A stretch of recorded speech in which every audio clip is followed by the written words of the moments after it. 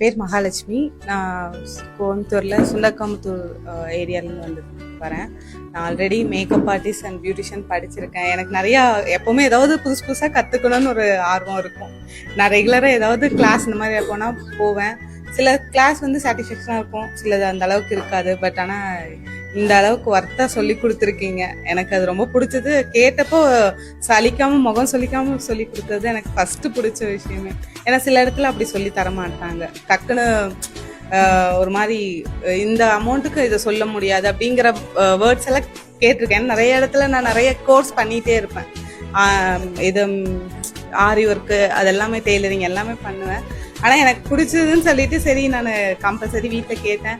அவங்களும் சரி இந்த 1 டே தானே சரி போயிட்டு வா அப்படின்னாங்க. நானும் சரி போய் பார்க்கலாம், 1 டே எப்படி இருக்குன்னு பார்க்கலாம் இருந்தேன். பட் ஆனால் சூப்பராக இருந்துச்சு.